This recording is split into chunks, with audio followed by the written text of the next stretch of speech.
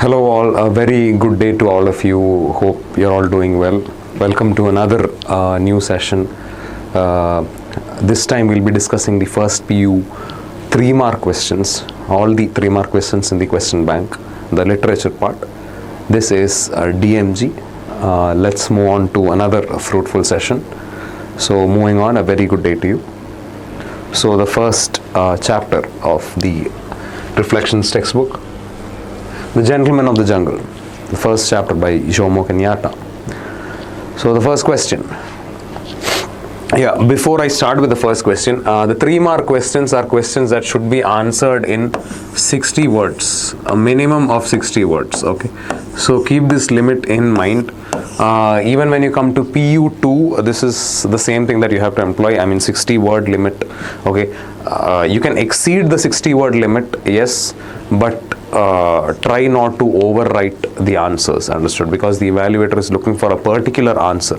Now, most of you have the habit of writing the whole summary when the question is asked, which is totally unnecessary, because in some cases you may end up writing the whole summary and the answer may still not be there in the question, in what you write. So you may end up getting nothing. So read the question and write the answer to the point. So the 60 word answers, the 3 markers and also the 2 markers, mainly focusing on the precision, okay, the pinpoint answers. So write the answers accordingly. So moving on, the first question. Describe the circumstances that led to the appointment of the Commission of Enquiry. Now the first chapter, we know that an elephant made friends with a man. Some long time ago in a distant forest, an elephant made friends with a man. So one fine day, what was happening? It was raining very heavily. Okay, this is the start of the circumstance. Okay, a conflict eventually happened, right? So there was a conflict between the elephant and the man.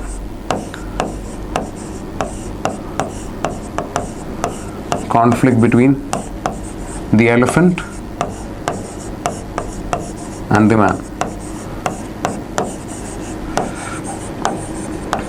Okay, over what? So the conflict between the elephant and the man over the possession of or the ownership of the hut. So it was raining very heavily and the elephant politely requested the man so as to rest his trunk, the elephant's trunk, in the hut. So the man kindly obliged. He allowed the elephant to rest his trunk inside the man's hut. The hut was not very big, it was small. And what happened after?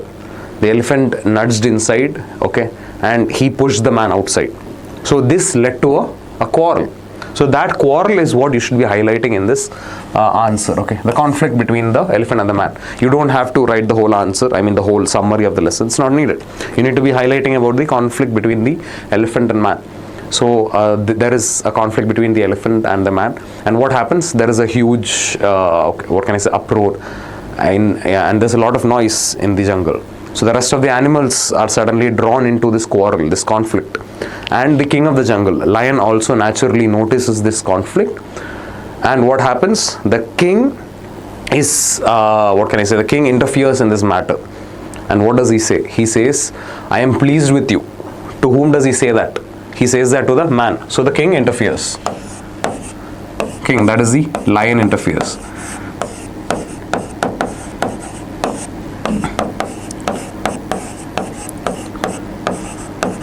So he interferes, and then what happens? So he is pleased with the man. Why is he pleased with the man? Because the man could maintain very friendly relations with the other animals, that mainly the elephant in the jungle. So the lion then appoints a commission of enquiry to look into the matter. What matter?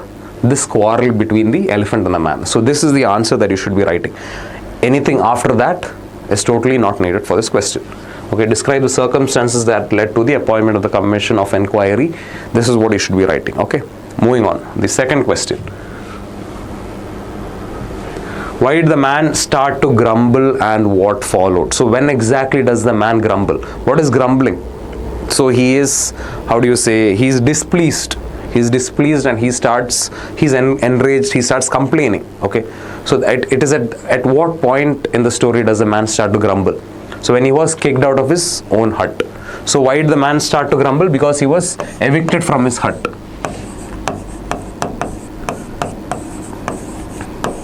He was evicted from his own hut.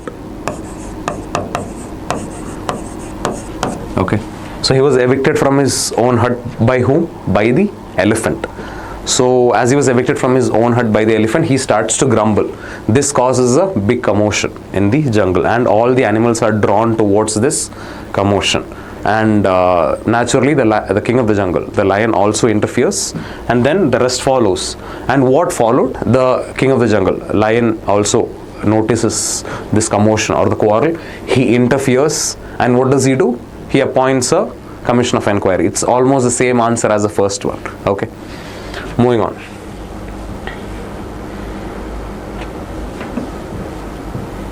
Moving on to the third question. How did the elephant justify his act of occupying the hut? So how did the elephant justify the act of occupying the hut?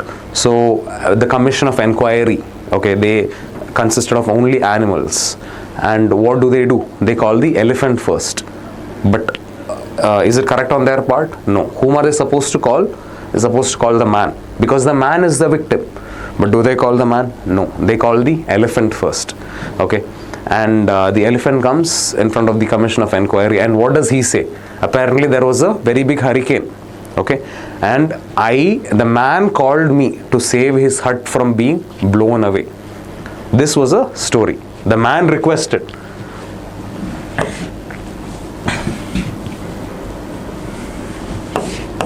So man requested is what the elephant says, when in reality it was the other way around. It was the elephant who requested the man to rest his trunk. What was the elephant's side of the story? The man requested him to protect his hut from the hurricane, from the hut from being blown away by the hurricane, which is why the elephant interfered and tried to help. This was the elephant's side of the story as he was called in front of the commission. Okay, moving on.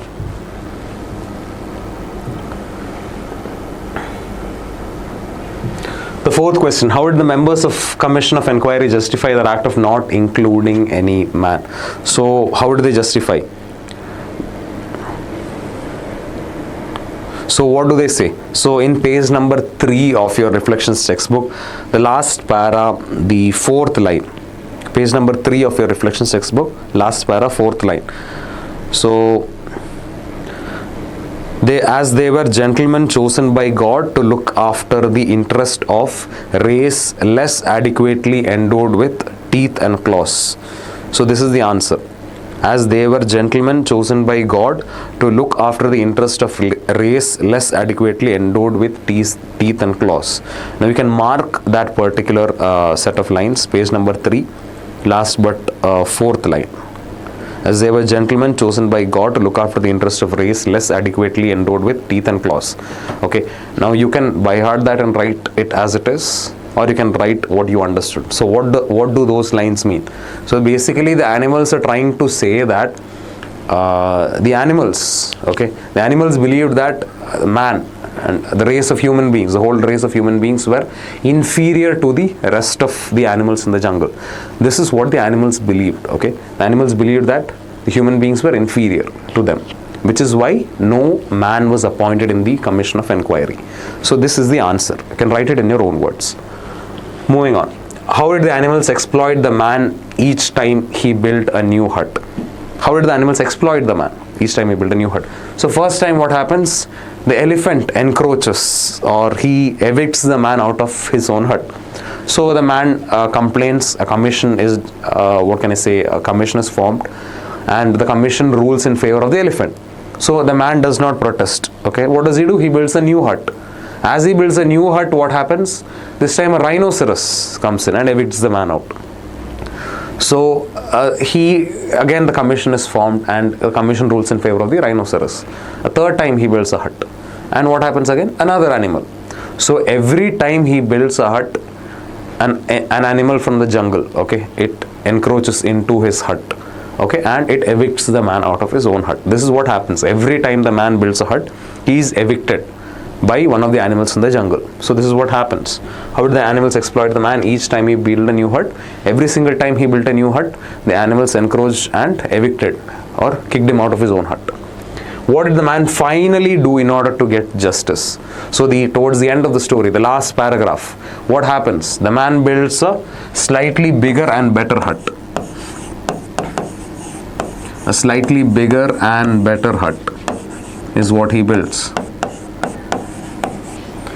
So the man builds a slightly bigger and better hut.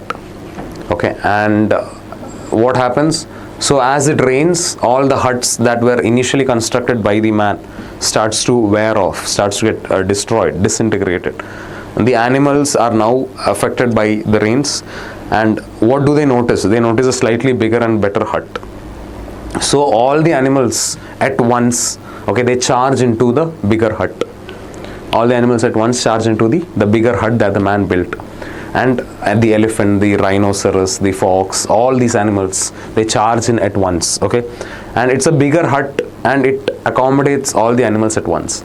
And at the end, what does man do? He closes the door and he lights the hut on fire, killing all the animals inside.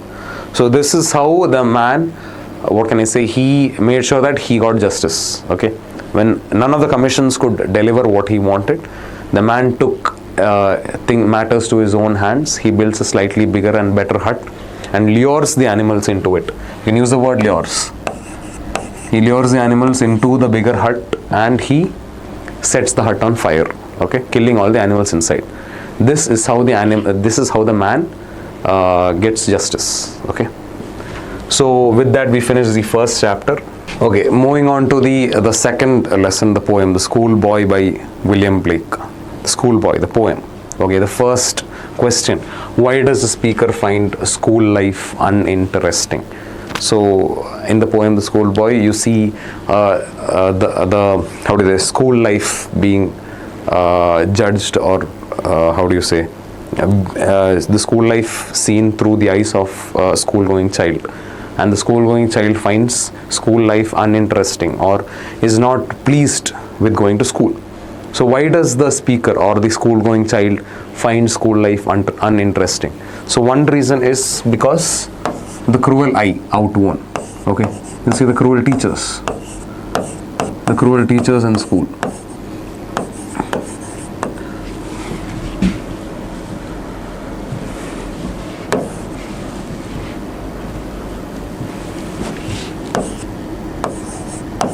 Okay, cruel teachers and uninteresting books.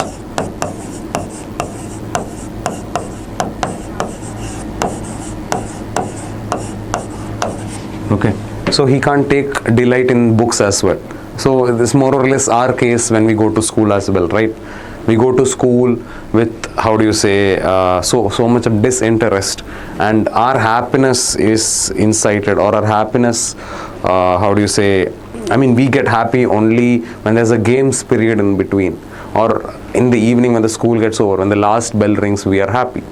Okay, until then we are, how do you say, restricted inside the classrooms. Now, why do we feel so? Okay, on one side we have teachers who are very cruel, teachers who are very strict. So the school-going child here also, okay, talks about the cruel teachers. The cruel eye outwon refers to the cruel teachers. So the cruel and strict teachers, the strict rules and regulations in the school is suffocating the school-going child. And on the other side he also says, nor in my book can I take delight. So what does that mean? The books are also equally boring. There is nothing exciting about the books. Now the lecture is boring. The lecture by the teacher is very boring. Okay. And he is sitting idly, or he can say he's sleepy in the class. So he opens the book to see there's something exciting. There is nothing exciting in the book as well. So what does the boy do? He has to sit drooping. He drooping sits, and he has to control his sleep. He feels very sleepy in the class. So this is exactly why the speaker finds school life uninteresting. And he also compares school to a cage, right? He compares school to a cage, and the school is compared to a cage, and the school-going child to a bird. Children to the birds. So using this metaphor, okay, using this metaphor, what is the poet trying to convey? He's trying to convey that the children, the school going child is basically restricted. The same way how the bird and its movements are restricted within a cage, the school going child is also restricted, okay, in the four walls of the classroom. Now you can see a caged bird, okay. The bird has wings to fly high up in the sky, and the bird basically has no limitations. But what do you do if you put that bird inside a cage? Okay, it is restricted, it is it is limited. In the same way, the poet is trying to compare the bird in the cage to a school going child. The child's imagination, okay, the child's happiness, it's all being restricted within the four walls of the classroom. So that is the answer to the first question. This is exactly why the poet or the speaker finds the school life uninteresting. Okay. Second question, the boy loves to learn amidst nature, explain. So the first stanza of the poem, remember the first stanza of the poem, I love to rise in a summer morn, when the birds sing on every tree. The distant huntsman winds his horn, and the skylark sings with me. Oh, what sweet company. So what do those lines mean? Basically, this is the child talking about a Sunday morning or a holiday, okay. During a holiday or during a Sunday morning, how does a schoolboy wake up? He wakes up to the birds singing. He wakes up to the birds singing, okay. The huntsman's horn, huntsman winding his horn, and the skylark.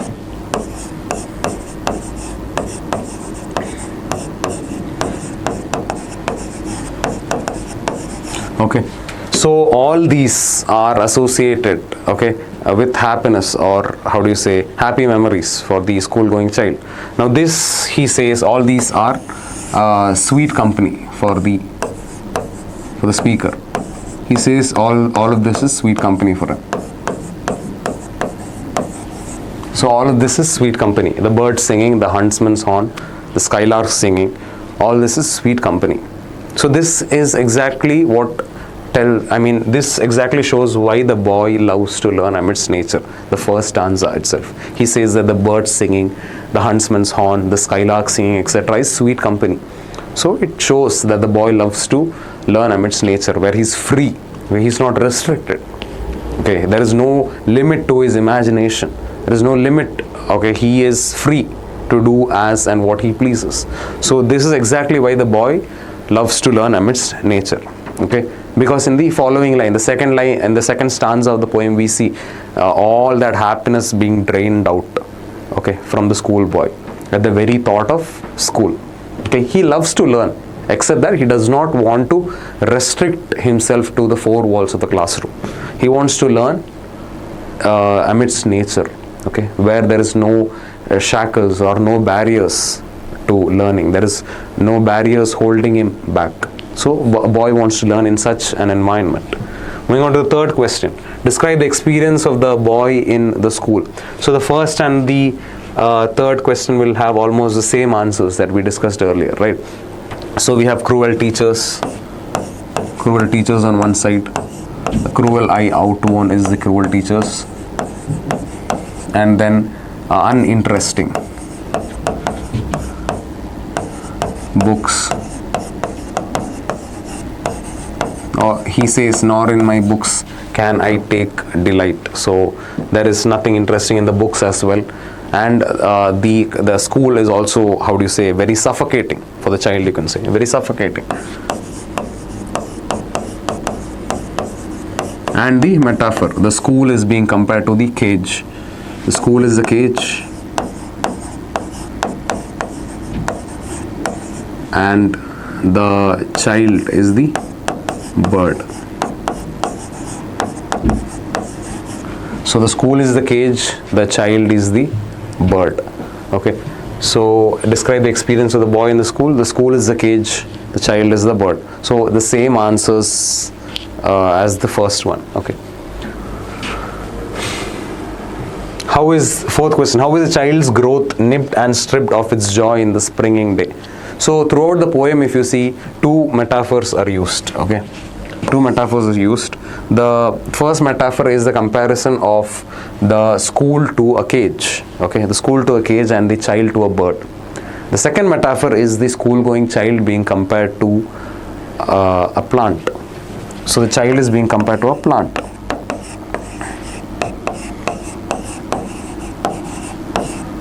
So the child is being compared to a plant. So now imagine a plant, okay? So it starts off at a very, how do you say, it's a small seedling. From a seedling it grows, okay? And as it develops, okay, at a particular stage, it blooms. Okay? For blooming to happen, there is something called a bud, a flower bud, right? Now a flower bud is something that later develops. Bio students, right? Yeah, a flower bud is something that later blooms into a flower, okay? So what does the poet say? Basically, the flower bud, if you nip the flower bud, as in if you pluck the flower bud out, if you remove the bud from the plant, okay, will you ever get to see the bud developing into a flower? No, okay? So the bud has to be part of the plant. If you pluck the flower bud from the plant, will you ever get to see the bud blooming into a flower? No. So now the poet is basically trying to say that if the child is very happy, okay, if the child is in extreme joy, if the child is very happy, then there is nothing stopping the child from developing, from learning. But if a very enthusiastic, very happy, very joyous school-going child is sent to a place like school, okay, where there are strict teachers, okay, the happy child will lose its happiness. The child will lose his happiness, his or her happiness. So what would happen if the child is stripped of its happiness or its joy? It will not bloom. It will not develop. So that is exactly what the poet is trying to convey. So how is the child's growth nipped and stripped of its joy in the springing day? So as the school, okay, the school drains the child of its joy. Okay, the school drains the child of its joy. And as a result, what happens? The child cannot bloom fully or cannot develop fully. So here the child's growth is nipped and stripped in the school. Okay, so which is why the child is being compared to a plant. The fifth question. How do the different seasons show the effects of the school on the child? So throughout, especially the last three stanzas of the poem, you see the poet comparing sorry, my bad. So the poet comparing the three seasons to the school-going child. So you can see spring, summer, and winter, right? Spring, summer, and winter.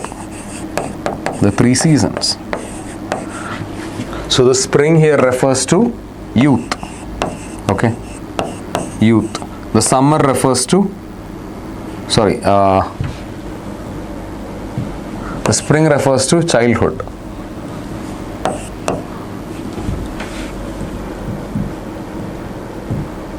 The spring refers to childhood. Summer refers to youth. Winter is old age. So this is very important. Okay, these three seasons are how the stages of life are being compared to. Okay, so the poet compares the three stages of life with the three seasons. Okay, so why the spring and the childhood are associated? Spring is a very happy blooming time for the plant. Okay, the plant develops, the plant, how do you say, blooms. I mean, the buds bloom into flowers. It's a very happy time for the plant. Similarly, the childhood also should be a time of great happiness and joy. Okay, even if the child is learning something, it should learn with a lot of happiness, with a lot of enthusiasm. Okay, later summer is the youth. Okay, youth, when you are a young man or a young woman. Okay, that is a time when you start working, start being productive in life. Okay, so that is when you can bear fruits, just like the plant here. Okay, just the same way how the plant grows into a tree or a shrub and bears fruit. Okay, you will grow into an adult and you will start being productive in life. You will start working. Okay, and later the winter is being associated to old age. So winter is the time of the year when the plants go docile. It does not work. It starts resting, right? So in the same way, you move into an old age. So this is how the three stages of life are being compared to the three seasons. Now, so how do the different seasons show the effects of the school on the child? Now the first season, as I said earlier, spring is the childhood. So what does the poet say? Spring should be, or your childhood should be a time when you should be very happy. Even if you are learning something, you should learn things with a lot of happiness, with a lot of enthusiasm. Okay. But if you go to school, if you send your child to school, what happens? Learning becomes tedious. Learning becomes, a very tedious process where your joy and your happiness is stripped. You're forced to study. Understood? Imagine having a knife under your neck and being threatened to do something. So the poet is basically comparing learning process in a similar way. You're basically being forced to go to school and you're mugging up things. You're learning, you're forced to learn things. There's no joy in learning. You feel sleepy in the classroom, okay? And your doubts are never answered by the teachers. Why? Because the teachers are cruel, according to the poet, that is. And the book is also very boring. So this is why the child's happiness is stripped away at a very young age. So how do the different seasons show the effects of the school on the child? So this spring, okay, that is the childhood, the happiness of the child is taken away. Okay, the happiness or the joy of the child is taken away.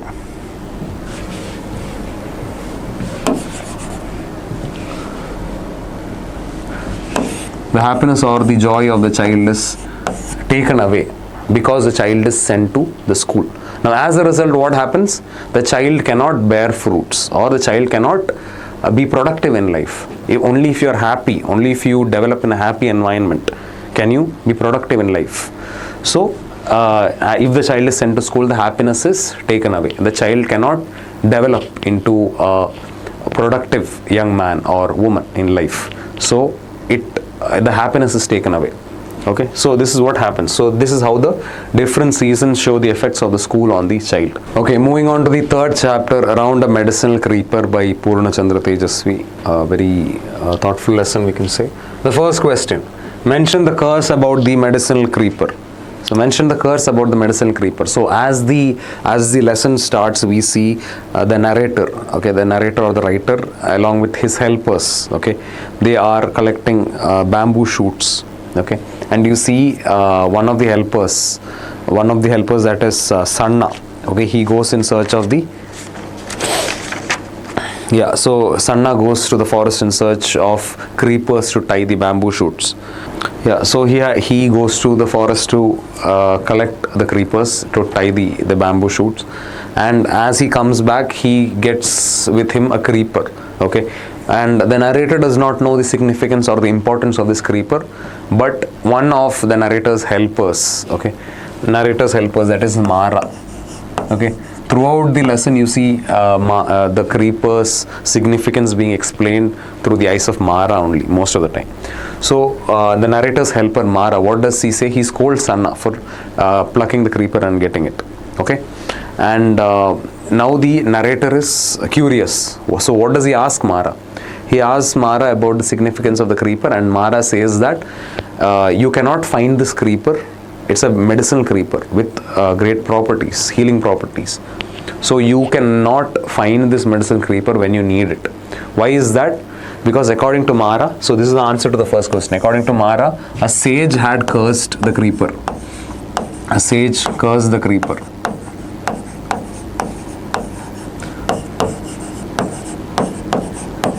So according to Mara, a sage cursed the creeper. What was the curse on the medicinal creeper? So the curse was such: if you go in search of the medicinal creeper, or he who goes in search of the medicinal creeper will not find it. Okay, so that was the curse on the medicinal creeper. So he who goes in search of the medicinal creeper will not find it. Moving on to the second question, how differently did Mara and the author think about tying the medicinal creeper? So now Mara explains, or he mystifies the story, right? Why is that? Because Mara is an uneducated man. He is illiterate, so he is ignorant. So which is why he hears the stories and he spreads them. He does not see the logic behind the stories. Okay, so when the narrator asked him why the creeper was difficult to find, what does Mara say? He says a sage cursed the creeper. So this was a story. Okay, no, he did not want to look through the logic of the story. So what does the narrator do? The narrator is educated. So he tries to see the logic behind why the creeper was difficult to find. So what does he say? The creeper, it has a very short lifespan. Immediately after the rains, okay, immediately after the rains, it blooms, okay, it blooms and then has a short lifespan and it dies. So this is what the narrator says. So the narrator is scientifically or logically trying to explain as to why the creeper is difficult to find. But what does Mara say? Mara says that a sage cursed the creeper. So this is the difference, okay. Mara is illiterate and this is Mara's story. There's no logic behind that story, okay. And on the other side you have the narrator. Narrator is educated, so he tries to find the logic behind why it was difficult to find the creeper. So this is the difference. How differently did Mara and the author think about tying the medicine creeper? So it shows that one person is illiterate and the other is educated. So it is how they perceive things. Mara is illiterate, which is why he spins stories, or he hears the stories, he does not check the logic and he says it as it is. But for the narrator, he sees the logic behind them. So which is why he tries to give a logical explanation to why the creeper was difficult to find. Moving on to the third question. Why was a white man ready to give his entire plantation to Mara?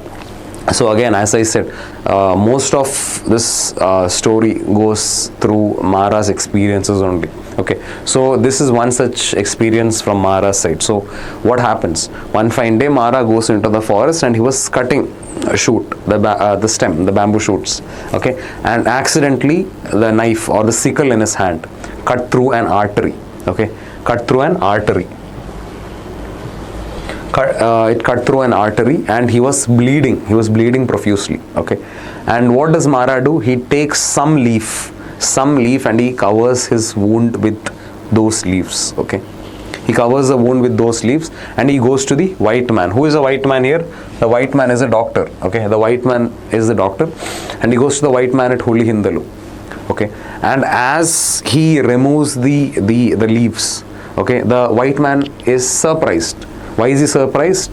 There is no wound. There is only the mark of the wound. That's it.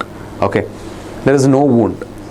And now the white man is angry. He scolds Mara. Okay, but Mara says, no, I have evidence. What was the evidence? He covered his wound with leaves and a cloth. So he shows the blood red leaf and the cloth. Now the white man is shocked.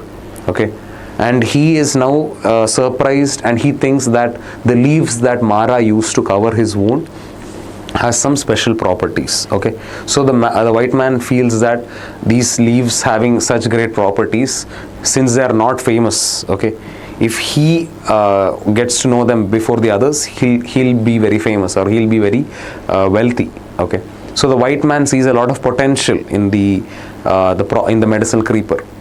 So what does he do? This is the reason why he was ready to give his entire plantation to Mara. Now Mara does not know the immense potential that the medicine creeper has. He does not care also. Why? He is illiterate. But that is not the case with the white man. So the white man notices that there is a creeper with great properties and not many people know about it. So if he patents them or if he gets to know about the creeper, he can be very famous. He can be very rich as well. So which is exactly why he was ready to give his entire plantation to Mara. In return, he wanted to see the creeper for himself, or the location of the creeper for himself. So that was the third answer to the third question. The fourth question: why did the white man threaten to shoot Mara? So this is a follow-up of the third question. So what happens? So white man is ready to offer the entire plantation, in return for the medicine creeper. So Mara takes the white man to the forest in search of the medicine creeper. So what happens? They look through everywhere in the forest, especially in the particular place where Mara was injured. They go through all the forest, but they could not, unfortunately, find the medicine creeper. So this time the white man thinks that Mara is not happy. Okay, why is he not happy? Because initially the white man offered only the plantation.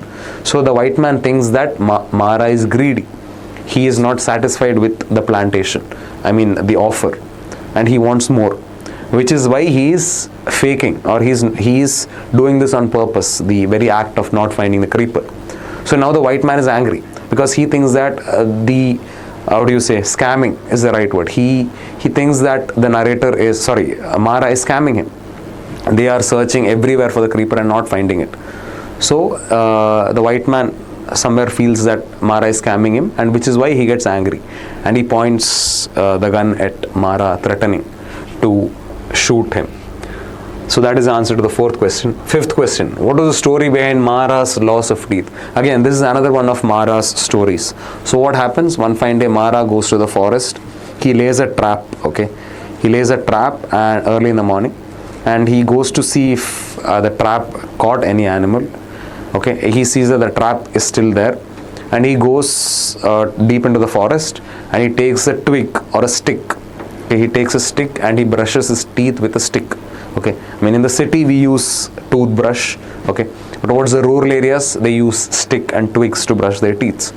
So here we can see Mara takes one such stick and he brushes his teeth. Okay, I mean this was a long time ago. At present, of course, everywhere they use toothbrush only. This was a long time ago. In the village areas they used to use stick to brush their teeth. So Mara goes into the forest, he takes a stick and he brushes one side of his teeth. Okay, as he rinses his mouth, what does he notice? All the teeth from the side where he brushed his teeth, okay, all the teeth on that side, that is the left side, right, he loses all the teeth from the left side of his mouth as he rinses his mouth. So this is what happens. So this is the story behind Mara's loss of teeth. Right, sixth question. Describe the experiment conducted by the narrator and his friend. Who is the narrator's friend? Narrator's friend is Chandru, the plant pathologist. Narrator's friend is Chandru, the plant pathologist. So describe the experiment conducted by the narrator and his friend Chandru. So what was the experiment? So apparently Appanna actually told the narrator that if you mix the juice of the leaves if you mix the juice of the leaves of the medicinal creeper with milk, the milk would harden. This is what Appanna told the narrator. So the narrator again thought this is just one of those stories the illiterate people are spinning. But now he wanted to test it for himself. Why? Because as I said earlier, the narrator is a very educated man. He wants to see the logic behind the stories. So what does he do? He conducts an experiment. So he buys a liter of milk. So a liter of milk. And he crushes the juice of the leaves. Okay, the juice of the leaves, and he mixes it with the liter of milk that they buy. And what happens? Initially, there is no reaction. Okay, but after some time they notice the milk is hardened, like rock solid, okay, rubbery, okay, and this proves Appanna's story. So this was the experiment that Mara conducted. So the milk is hardened, okay, it becomes rubbery, like a molded cast.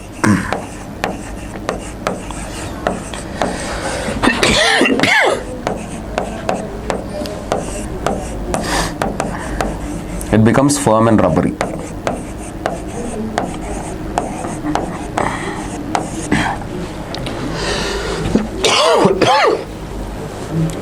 Yeah, so the milk becomes firm and rubbery. So this was the experiment that the narrator and his plant pathologist friend Chandru conducted. Moving on to the seventh question. How was Krishna cured of piles? Krishna was also one of the the erstwhile farm hands in the narrator's farm. Now he was working as a rickshaw driver. Okay. So what happens to Krishna? Krishna suffers from a severe case of piles. Okay. So the disease was so severe that Krishna was passing blood from his stools, okay, and he was very weak. He could not work. He was working as a rickshaw driver and he was very weak. He could not work. So what happens then? So he goes to the hospital, okay, the allopathic hospital, and in the allopathic hospital they say that surgery is the only way of curing himself from piles. But surgery is a very, expensive procedure, and Krishna cannot afford it. So what does Krishna do? Krishna goes to a Malayali sadhu.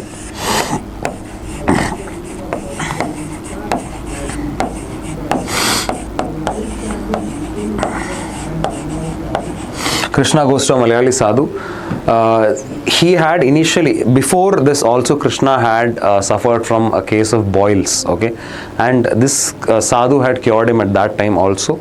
He had given him some medicine and he mixed it with duck's eggs and he consumed it for 10 days and he was cured entirely of boils. This time also he goes to the Malayali sadhu for some cure, and what does the Malayali sadhu say? He tells him to take the root of the medicinal creeper, okay, the root, and mix it with milk, crush it and mix it with milk. So the root of the medicinal creeper, mix it with milk and consume it for a period of 5 days. This is what the Malayali sadhu tells the narrator, okay. Mix the root, crush the root and mix it with milk and consume it for 5 days. After a period of 5 days, what happens? Krishna is completely cured of piles. So this was how Krishna was cured of piles, okay. The answer to the 7th question. 8th question. Narrate how the swelling of the narrator's right heel disappeared. So our narrator also was suffering from a small physical ailment. He was having a slight swelling on his foot, on his right heel. So what happens? He helps Krishna to look for the medicinal creeper, and they find the medicinal creeper, its roots, okay, and the narrator also consumes a small portion of the root. He also consumes the root of the medicinal creeper.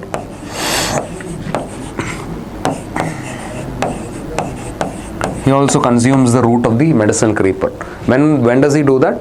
So when he was searching for the medicinal creeper along with Krishna, okay, the Krishna from the previous question, okay, who had piles. So the narrator helped Krishna look for the medicinal creeper. So as they were looking for the medicinal creeper and after they found it, the narrator also consumed a small part of the root. And that was how he was cured of the swelling in the right heel. Moving on to the fourth chapter. The first question. Describe the people and the place where the narrator stayed. So the people and the place where the narrator stayed. So the place was 1,500 miles away from the narrator's home. Okay, and where was it? It was a city on a valley of a mountain. Okay, it was a city in the valley of a mountain, and this was the place, right? It was a city in the valley of a mountain. So what about the people? The people there were never known for the quality of mercy, meaning they were very cruel people, okay. The people in that city were pretty cruel, okay. Money was highly valued by them, so they were money minded, you can say. Money minded, yes, obsessed with money, you can say. Why were they obsessed with money? They would do anything for money, okay. And murder, pickpocketing, okay, etc. were regular occurrences, meaning it was a very violent place, okay. Things like these were regularly happening. So these were very cruel, uncouth people. They would do anything for money, even kill, okay. So a cruel, money-minded group of people. They were initially, some time ago, the previous generations were soldiers, okay. But now they were all in money-related, finance-related activities. Some of them served as security, okay. Some of them served as security in banks and mills, etc. So this was the character of the people. So the actual answer is given in page number 31 of your reflections textbook. Page number 31, the last but one paragraph, you can mark it. It was quite a big city in the valley of a mountain, some 1,500 miles away from home, the inhabitants of which had never been known for the quality of mercy, meaning they were very cruel people, okay. They would do anything. They were a cruel people. Murder, robbery and pickpocketing, these were daily occurrences, meaning murder, robbery, pickpocketing, etc. would happen on a daily basis. There was nothing shocking about it. So you can imagine what kind of people they were. By tradition, the people were professional soldiers. So the previous generations, the ancestors were soldiers. So they were a martial race, we can say. Some of them went to distant places and lent out money on interest. So this was a profession of some people, okay. They were money lenders. They went elsewhere and they were lending money, okay. The others, they served as security. They served as watchmen in banks, mills and large commercial establishments. So basically they were obsessed with money, okay, making money. So money was something very important for them. Money was highly valued by them. For money, they would do anything, even commit murder. Okay, so that is how much they prioritized money. So this is basically what is the answer to the first question. What was the routine of the narrator in the big city? What is the routine of the narrator in the big city? What was the narrator's profession? The narrator used to teach the migrant workers to write their address in English.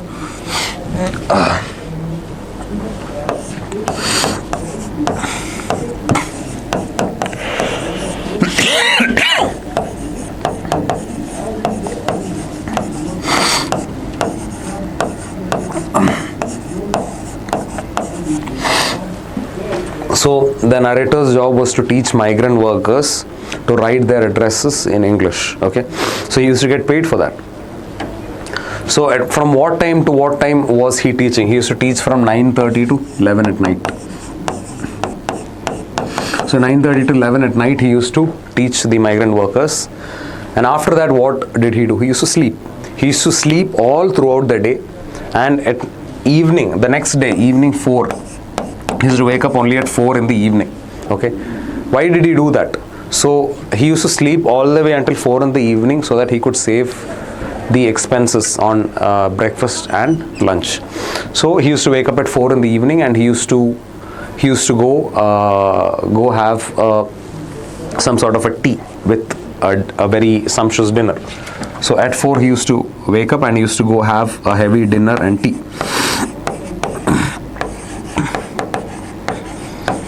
So basically he skipped breakfast and lunch.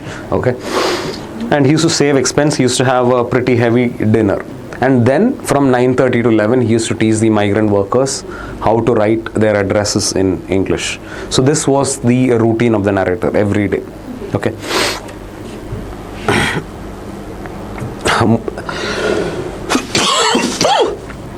So the third question, how does a stranger come to the help of the narrator? So what happens? So one fine day, the narrator goes to a restaurant as usual, and he orders dinner, chapati and meat curry. So he has his food. The bill comes up to 11 annas, right? 11 annas, and 11 annas, and the narrator, he searches his coat pocket for his wallet in order to pay the bill. But what happens? To his shock, the wallet is missing. Okay, the wallet is missing, and he realizes that he has been pickpocketed.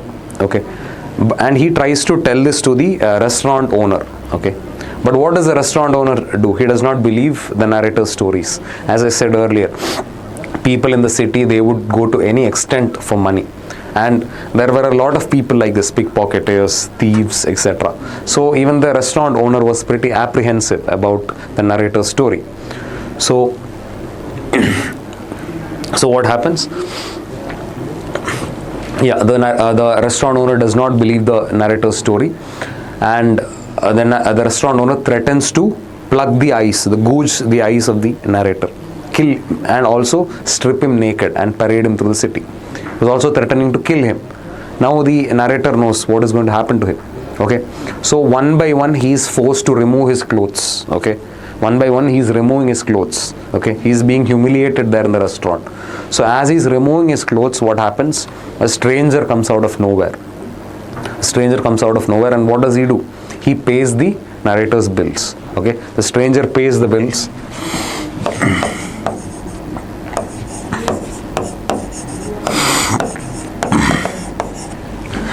He pays the bill amounting to 11 annas, and that is how the stranger saves the narrator, or comes to the aid of the narrator. And what happens after that is also important. The stranger takes the narrator away from the restaurant to a distant place, okay, on the outskirts of the city. So up until this you should be writing. He pays the bill.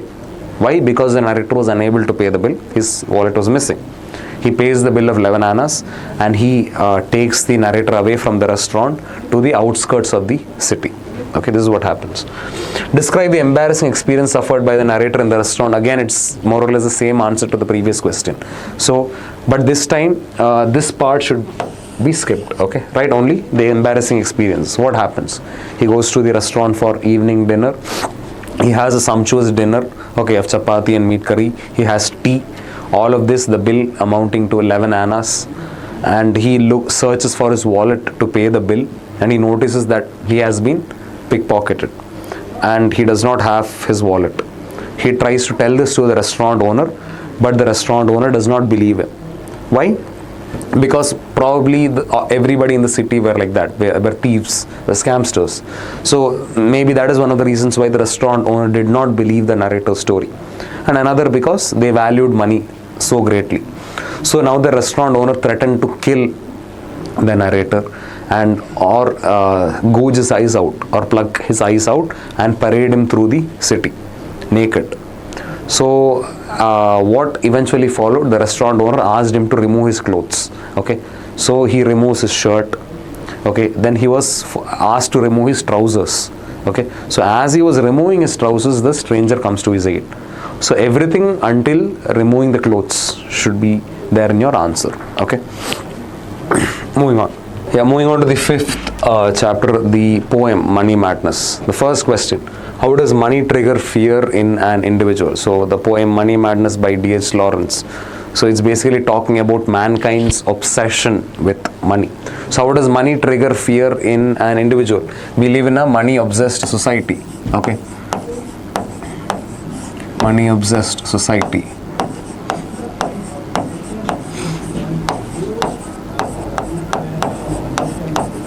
Okay, where people are judged. Okay, the worth is judged by how much money they have. Okay, not by the humanity or the compassion that they show, not by their how do you say, the humanly qualities. Okay, people are judged by the money they have, the money they amass, or the money they can accumulate. So we live in a society where people judge each other based on the money we accumulate. So this judgment can cause a fear and a sense of insecurity. Okay, so that is one thing. The insecurity of not having money, or insecurity of having less money, because the society judges you based on how much money you accumulate or based on how much money you have. And now what happens if you do not have money? Okay, you will have to eat dirt and go cold. You will have to eat dirt and go cold is what the poet tries to say. What does that mean? The society will humiliate you, insult you. Understood? If you do not have money, society will humiliate you, insult you. Eat dirt meaning you will be forced into very extreme conditions. Okay, you will be humiliated by the rest of the society. You will be not valued at all. Okay, why? Because mankind or society in general judges people by how much money they have or how much are they worth. And if you are not worth enough money, you will be humiliated. So it is this humiliation that triggers fear in an individual. Okay, moving on to the second question. Yeah, another answer is the extent to which people will go for money. So we live in a money mad or money obsessed society.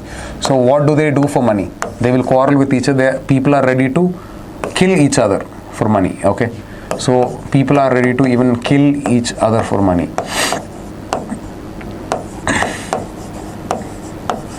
People are ready to even kill each other for money. So we live in a money obsessed society.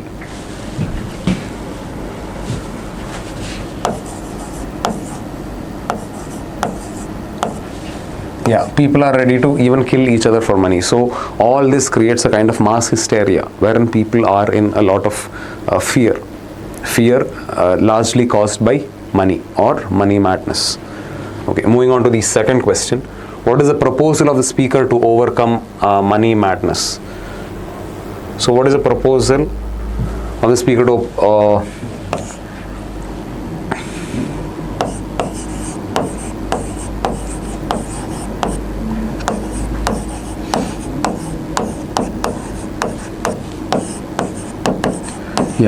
so bread, shelter and fire should be made free. Okay, so these are the three basic necessities for a human being to sustain. So these are three basic necessities: bread, shelter and fire. So if these three things are made free, okay, then speaker believes that money madness can be avoid it, or we can overcome money madness.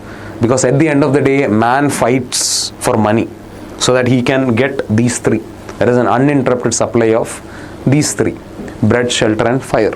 If you have bread to fill your stomach, if you have shelter to protect you, if you have fire to heat you in the cold, or energy for that matter, then you will not be very money mad. So this is the proposal that the narrator has to give. Okay, so this avoids money madness to an extent. What is the relationship between money and fear? Again, the same answer as the first question, we can say. Money triggers your insecurity, okay, and the society judges you, okay. So triggers your insecurity, and the society judges people by how much money they have, how much they are worth, how much money they can accumulate, okay. And society judges you based on how much money you have. And what happens if you don't have money? Society will humiliate you. How do they humiliate you? They'll ask you to eat dirt and go cold. Okay, they'll ask you to eat dirt and go cold.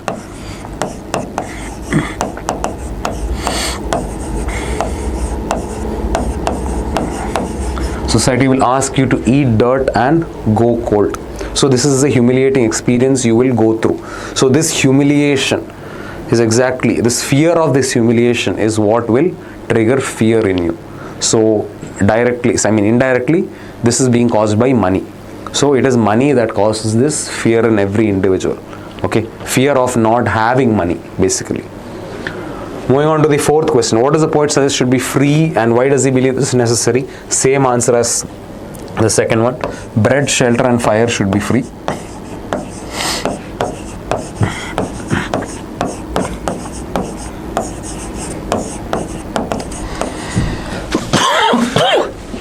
So the poet believes that bread, shelter and fire should be free. Why should be free?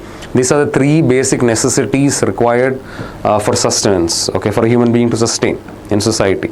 So all of mankind is basically fighting for these three. So if these three are provided for free, then the obsession with money can be controlled to an extent. So people will not be as money mad as they are. So this, in order to curb money madness, the poet proposes that bread, shelter and fire be provided for free. Moving on to the sixth chapter, Babarli. So we have so many direct questions. So it would be helpful to you guys if you open the lesson, the chapter, and you could mark them directly. Okay. Yeah. Moving on to the sixth chapter, Babarli. The first question: give an account on how Babarli's school grew out of a game. So initially, what happened? Babarli used to play with his friends a game called School, right? Game called School was played initially with Babarli enacting the role of a teacher and his friends being the students. Okay, so this game where Babarli used to be the teacher and his friends used to be the students, Babarli used to teach them the concepts he learnt on a particular day and to his students. Okay, and this is how the game started. So the answer to your question is in page number 47 of your reflections textbook. Page number 47, the last two lines. We used to play school. Okay, page number 47, the last two lines. We used to play school with me as a teacher. My friends had never seen the inside of a school, so they enjoyed playing students. They ended up learning arithmetic and enjoying it. So this is what happened. Okay, so they used to play the game school with Babarli being the teacher and his friends being the students. He used to teach them the concepts he learned on a daily basis, and that is how the idea of the school grew, out of this game. Okay, moving on to the second question: how does Babarli's story inspire others? It's a very open-ended question. Open-ended question meaning you can write your own answer based on the understanding of the text. How does Babarli's story inspire others? So Babarli is the youngest headmaster at the age of 16, right? At the age of 16, Babarli is the youngest headmaster, and at the tender age of 9, he started the school. So being the youngest headmaster at the age of 16, he was running a school with a strength of 800 something students. Okay. Sorry. So with a strength of 800 students, he was running a school as the headmaster at the tender age of 16. So what does that basically tell you? Okay, it basically tells you that dreams have no bounds. dreams have no barriers, because Babarli is somebody who comes from the locality of Murshidabad, a very underdeveloped place, okay, the rural area, and yet despite all odds, despite all the challenges, Babarli could very successfully start and run a school imparting education. So he had a vision, and despite the barriers, he managed to enforce it or execute it successfully. So this is exactly how Babar's story inspires others. Okay. The third question: describe the circumstances that led Babarli to start Anand Shiksha Niketan. So Anand Shiksha Niketan is the school that Babarli is running. So there are two schools mentioned in the lesson. One is Kasim Bazar Raj Sundari Vidyapeeth, and the other is Anand Shiksha Niketan. So the second one, that is Anand Shiksha Niketan, is a school that Babarli runs. So why did he start Anand Shiksha Niketan? So Babarli comes from that place, that area in his town where a lot of people are underprivileged, meaning they're all very poor. So they could not afford to send their children to school. Okay, they could not afford to send their children to school. Education could not be afforded. So they had to drop out or discontinue their education at a very young age. Okay, but unlike those people, Babarli was privileged. He could go to school. Why? Because Babarli's father, Naziruddin Sheikh, believed in the importance of education. Okay, so Babarli's father made sure that despite whatever barriers, despite whatever difficulties, our son should have a proper education. So that is how Babarli could go to school and complete his education. Okay, but as Babarli was studying, he noticed that his friends were dropping out. His classmates were dropping out, discontinuing education. Okay, and he felt that he should not be the only one being on this end of he should not only be the privileged one. Okay, so that is when he started playing the game, the school. Okay, wherein he becomes a teacher and his friends become the students, and he started teaching them. They understood the concepts better, and that's when he understood that he can successfully start a school and teach the same set of underprivileged or poor kids from his locality. So whatever Babarli learned in school, he used to come and teach in his own school, that is Anand Shiksha Niketan. So these were the circumstances that led to the start or the beginning of Anand Shiksha Niketan. Okay, so he had to make sure that all the underprivileged students or the poor children in his locality would get quality education. Moving on to the next question: what is unique about Babarli School and how does it operate? So what is unique about Babarli School? Babarli School runs at his family's backyard, meaning that there is no fixed building as such. Okay, Babarli School runs in his family's backyard. So on some days they may conduct classes under a tree. On some days they may conduct it on the outskirts of the house. Okay, but the school runs in his family's backyard. There is no fixed building as such. Okay, and what more, the headmaster of the school is a young boy who's 16 years of age, and that headmaster is none other than Babarli. So this is the peculiarity or the unique factor of Babarli School. The fifth question: how does Babarli balance studies and responsibilities as a headmaster?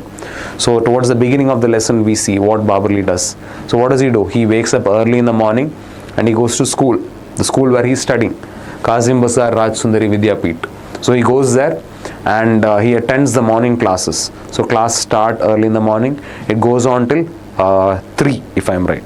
So the classes start at 7, it goes on till noon, and post noon, after Babarli attends all the classes in his school, he comes back home. Okay, post noon when all his friends are playing, okay, Babarli is at his home, he's running his own school.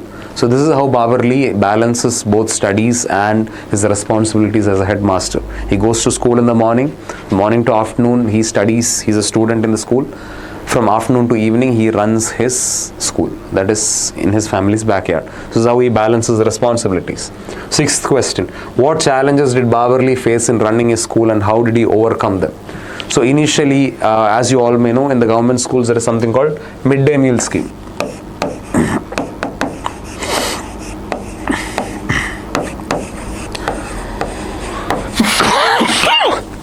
So there is something called midday meal scheme. So initially, Babarli school did not was not recognized as a proper school. Okay, it was running in his own family's backyard, so rice could not be provided from the government side. Okay, so what happened? So this was one of the first challenges. If the children have to attend, food should be provided. So midday meal scheme could not be operated because the school was not recognized. So what did Babarli do?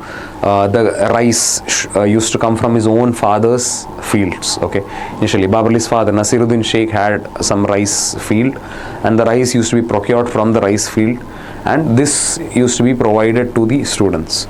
So this was initially the challenge, and also there were the challenges of getting the teachers. Okay, there were no teachers as such, and even if the teachers come, you have to pay salaries to them.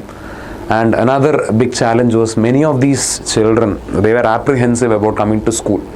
Okay, because the parents felt that attending school or sending their children to school was a waste of time. Okay, because these parents wanted their children to help them, okay, in whatever work they're doing. So the parents were also apprehensive about sending their children to school. So these were the many challenges that Babarli faced. Apart from this, school education is free from 1 to 5th.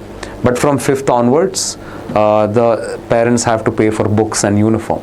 So this was an added financial burden to the students. So these were the many challenges that Babarli had to go through, okay, when he was initially running the school. And how did he overcome them? So the first challenge, that is midday meal scheme.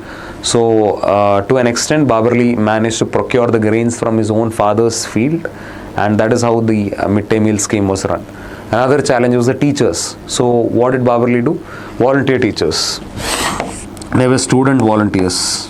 Okay, students just like Babarli. These high school student volunteers, they used to teach, or they used to do the role of the teachers in Babarli school. They used to teach the students for free of cost. Okay, they used to teach the students free of cost, and these were the this was how Babarli overcame the initial challenges. Moving on to the next question. 7th question. How does Babarli school impact the lives of children in his village? So Babarli manages to provide free and quality education to all the underprivileged students or to all the underprivileged children in his village. Okay, as a result of which they are now literate. Okay, the poor underprivileged families who could not send their children to school can now send their children to Babarli school and get the children educated. So that is how the lives of the students or the lives of the children are impacted. 8th question. What message does Babarli's story convey about the importance of education? Yeah, what message does Babarli's story convey about the importance of education? The 8th question. So education is basically empowerment. Okay, empowerment. Education basically opens up new opportunities.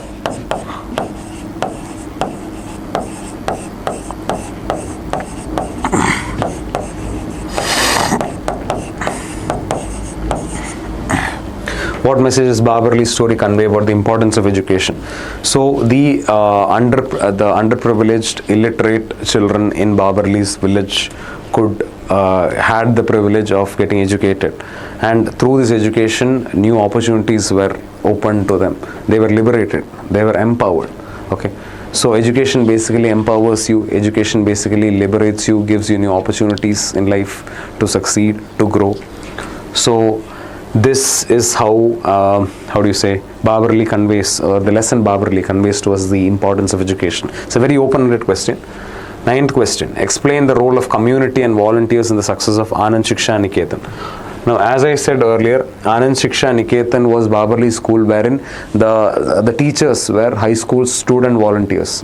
The high school student volunteers basically, they taught, or it was basically service. They taught the students basically free of cost, without any salary.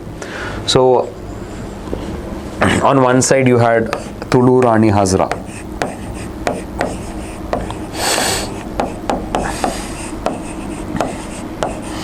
So who is Tulu Rani Hazra? Tulu Rani Hazra is an illiterate fishmonger in the morning, and she's an illiterate person. Yes, she's a fishmonger, but in the afternoon she's an educationalist. So what is her job? So her job is to go to every homes, to approach each of the families and convince the families to send their children to Babarli school. So this is one important person, Tulurani Hasra. The other is Debarita. Debarita is also another student volunteer. Okay, she is the most educated among all the student volunteers. She is also a teacher in Babarli school. So these are the two names that you should not skip. Now what about the role of the community? So later on, what happened? The West Bengal government also recognized Babarli's school, okay, and funds started coming in. Apart from that, retired IAS officers and so many other well-wishers as well helped run Babarli school. Yeah, answer to the question is in page 48. So page 48, second para. So gradually word spread, page number 48, second para. So gradually word spread and numbers grew. Help began to come from other quarters. Babar's own teachers, monks at the local Ramakrishna mission, sympathetic IAS officers, even local cops. Okay, when Babar first thought up a midday meal scheme, the rice came from his father's field. But now with the aid of friends in the administration, it comes from government stock.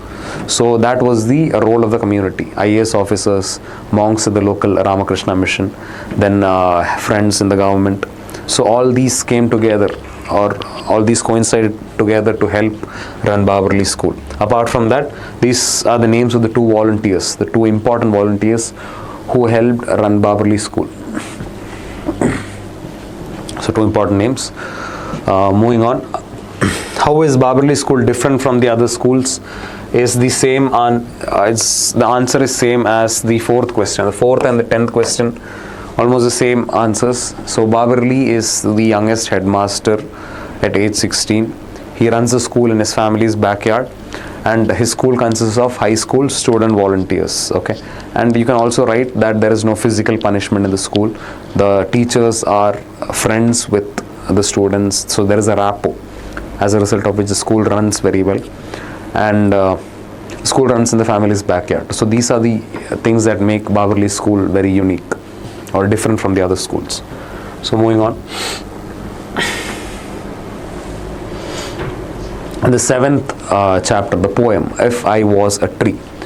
So why does the speaker want to be a tree in the poem If I Was a Tree?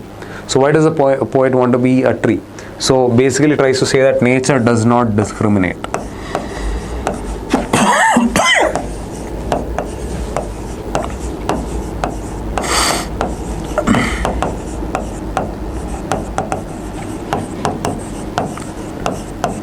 So this is the central essence of the poem, that nature does not discriminate. So the first question, why does the speaker want to be a tree in the poem If I Was a Tree? So what does the speaker try to say? If he was born a human, if he was born a lower caste human being, he would be subject to a lot of, hate. He would be subject to a lot of discrimination in society. But if he were born as a tree, okay, the rest of the elements in the nature, like the birds, okay, the birds would not ask him his caste. The birds would not ask him his caste before it built its nest. The Mother Earth would not flee shouting for a bath. Okay, or the cow, the holy cow for that matter. Okay, so the different elements in nature. The holy cow the holy cow that embodies the 300,000 gods within itself would scratch its body against the tree. That way the tree would be holy. The birds would not ask the tree his caste before it built its nest. Okay, or Mother Earth would not flee shouting for a bath. So these factors, okay, and his friendship with the cool breeze and rain would be sweet. So he's basically trying to say that there is no discrimination in nature. Nature does not discriminate you based on your caste. That everybody has a very specific role, and everybody are equally respected in nature. So this is exactly why the speaker wants to be a tree in the poem If I Was a Tree. Second question, how do the life forces, sunlight and the cool breeze, enforce nature's idea of equality? So the sunlight and the cool breeze, how do they interact with the tree? The relationship that the sunlight and the cool breeze or the raindrops have with the tree are sweet. So trying to say that, yeah. So he's basically trying to say that the elements in the nature will not discriminate you based on your caste. Okay, So there is equality. Sunlight and the cool breeze, they they interact with all the elements in nature in the same manner. So there is no caste bias or caste discrimination among the elements in nature. So both the sunlight and the cool breeze, they interact with all the elements in nature in the same way. They do not discriminate you based on your caste. So this is how the nature's idea of equality is brought about through sunlight and the cool breeze. Examine the poem If I Was a Tree as a satire on social discrimination. It's a very important question. Satire, what is a satire? Basically,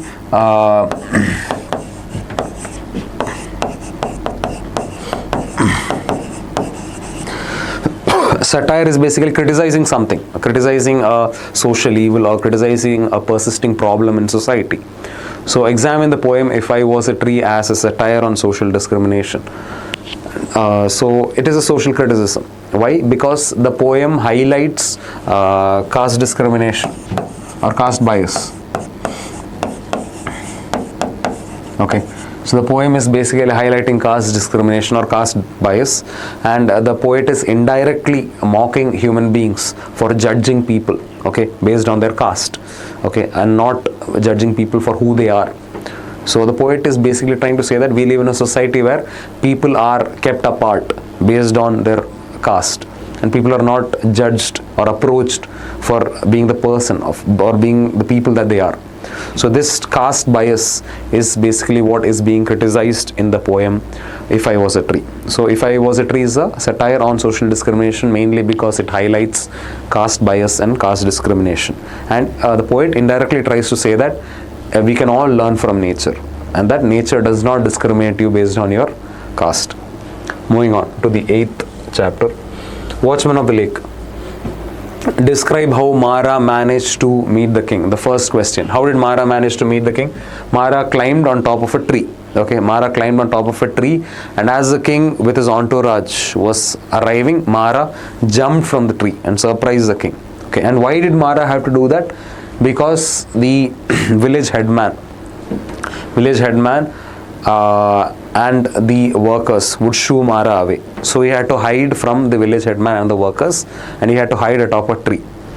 Okay, and this is why he hid atop a tree, and this is how he surprised the king. Second question, bring out the significance of the sacred spot that Mara describes to the king. So the sacred spot, that is the place where the river Veda is flowing, was where once existed a mountain. Okay, now in Ramayana you know the story. Lakshmana was badly wounded in battle. Okay, and to heal the wound they required a magical herb, the Sanjeevani. So Lord Hanuman went in search of Sanjeevani, and he found Sanjeevani near a mountain. So what does Lord Hanuman do? He lifts the whole mountain. Okay, and he takes the whole mountain, and he takes it to the place where Lakshman lay injured. Okay, that is how the Sanjeevani herb saved Lakshman's life. So in the place where the mountain once stood, now flows the sacred river Veda.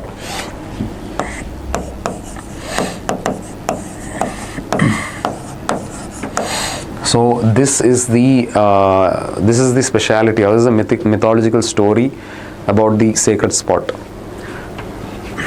Yeah, this question was also skipped. Okay, write about the significance of Mara's dream. So as Mara meets the king, why does Mara meet the king? He had to, he had to explain to the king about something very important, a dream that he saw. What was a dream? So apparently in his dream, the goddess of the lake, okay, the goddess of the river Veda appeared in front of him. Okay, she appeared so graceful, she appeared so, so godly, the presence, so divine. And what did the goddess have to say to Mara? The goddess told the Mara to instruct the king to build a tank. Okay, so the river Veda is the goddess's plaything, and the goddess wanted the king to give river Veda a home. So who else could build the tank but the king himself? So the goddess asked Mara to tell this to the king. So this was the significance of Mara's dream. Mara sees two dreams in the story. This is the first dream basically. significance of Mara's dream. So this is how the king manages to build a tank or an embankment and stores the water of river Veda. So through this, an imminent drought is prevented. So later on in the story, you see that after the tank is built, there is a shortage of water in the other parts of the village or in the kingdom.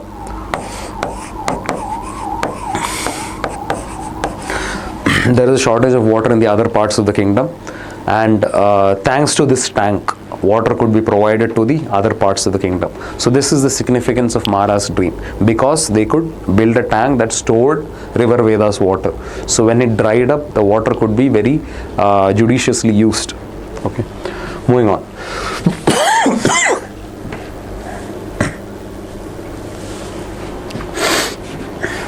Fourth question, what did Mara tell the king about the tank on the stormy night? So this is the second dream that Mara saw. So what happens? The second time the goddess appears before Mara, she's all angry. Okay, she's all enraged. Enraged, why? Because she wants to destroy the lake.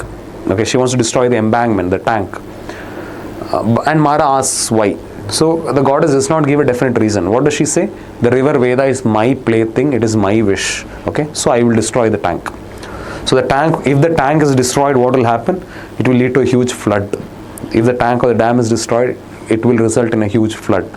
And the flood will displace a lot of people. It will kill a lot of people. So what does Mara do? He tells the goddess, let me at least go to the king and inform this to him. So until I come back, please don't destroy the tank. So what does the goddess do? The goddess gives her word to Mara. She tells him, I will not destroy this tank until you come back.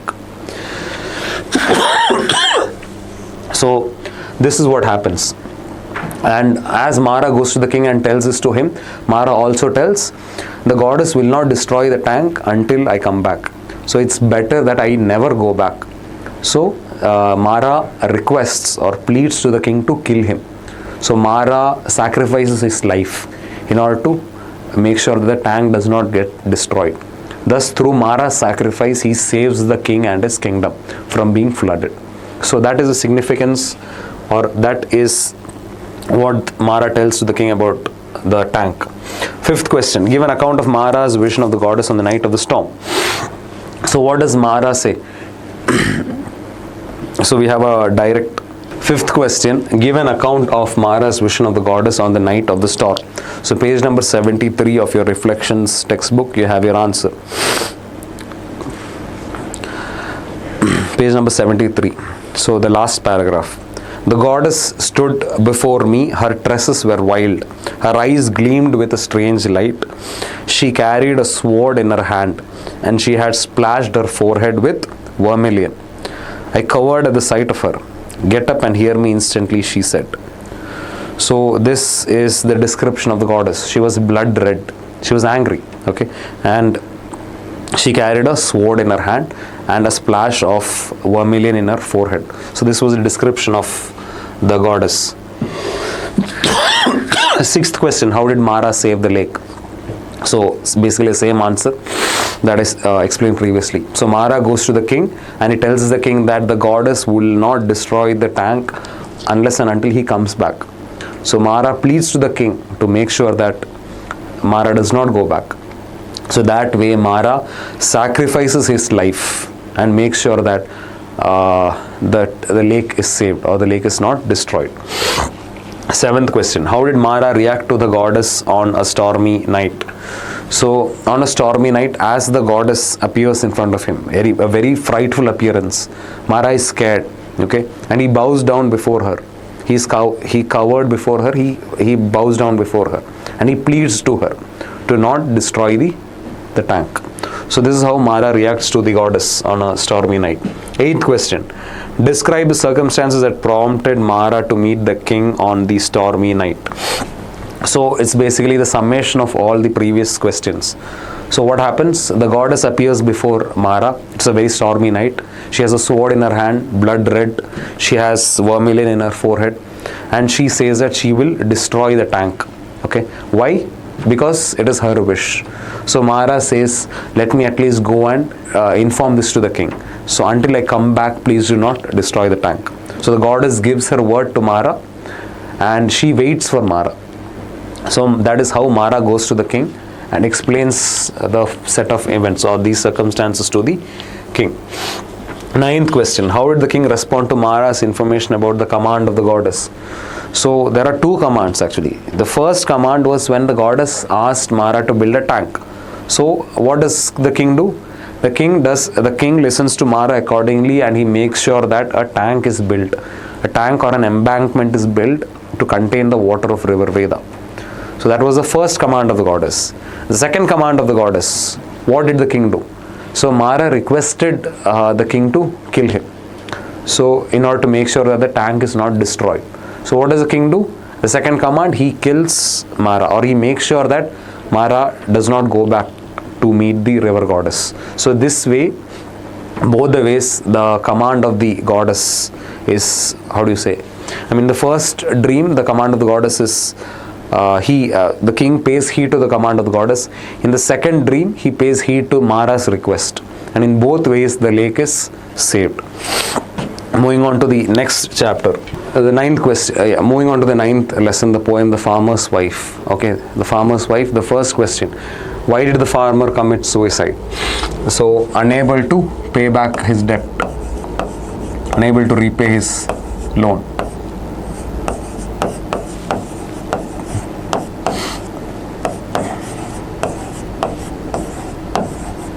And his crops failing.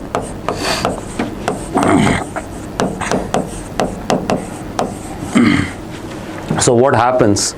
So the farmer had taken a small loan, a small debt, and as the harvest season approached, the crops, that is the cotton crops, failed or they were destroyed.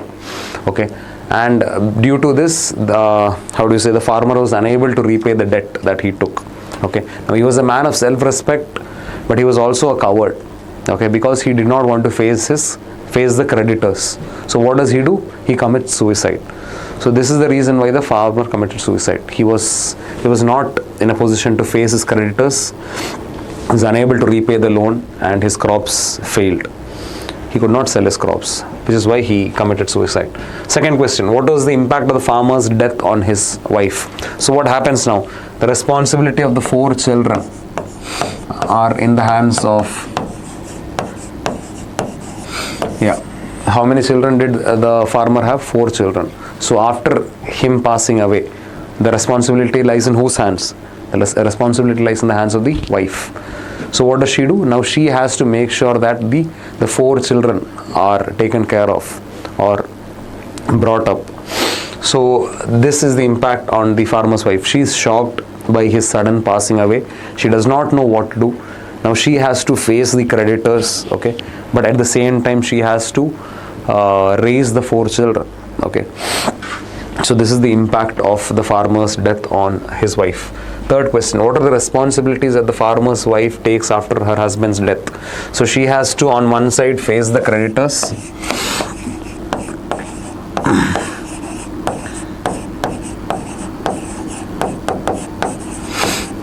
And she has to raise the children, the 4 children.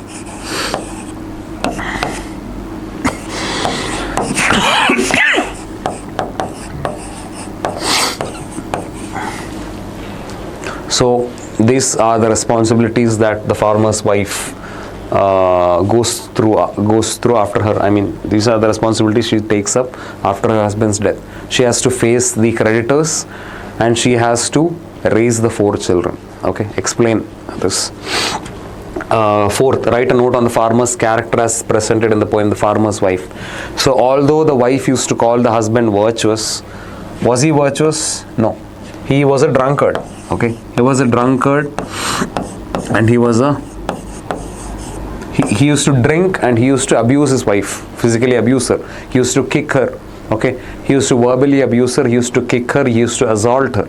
Okay, so the farmer was a drunkard, and what did he do? He committed suicide. So he was a coward also. Okay, the farmer was a coward. Why was he a coward? Because he did not have the courage to face the creditors. Okay, he did not have the courage to face the creditors. And he also was unaccountable.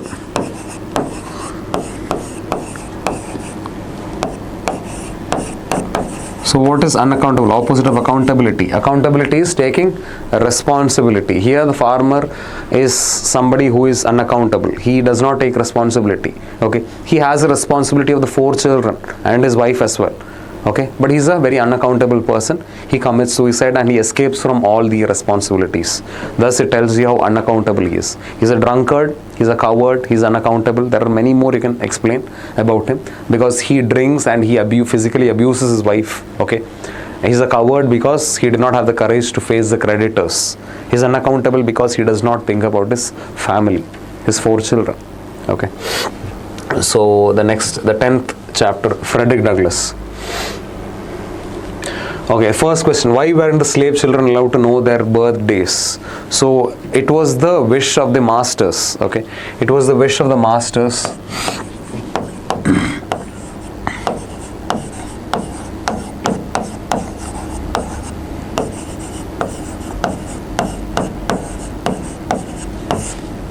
It was the wish of the masters to make sure that the slave children did not know their birthdays in order to keep them ignorant. Okay, you can say that this was to keep them ignorant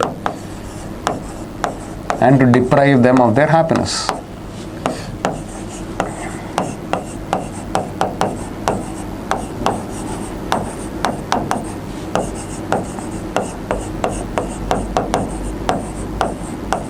Okay, so he wanted to keep the slave children ignorant. He wanted to deprive them of their happiness. And your birthday is some information about you. It's basically your identity. So by not letting them know their birthdays, he was keeping away from them their identity. Okay. So the same way how we would treat animals or cattle, the white masters used to treat the slave children. Any little information, even personal information about them, were kept away from them. Why? So they know their place. So they do not have a sense of identity. They remain ignorant. Okay. The second question, why were the slave children separated from their mothers at an early age in Maryland? So there was this common custom in Maryland in those days. So as soon as a baby was given birth to, the slave mother and the child was separated. The mother would be sent to one estate and the slave child, the newly born child, would be raised under the supervision of another person. So why was it done? So it was done to, this is what Frederick Douglass had to say.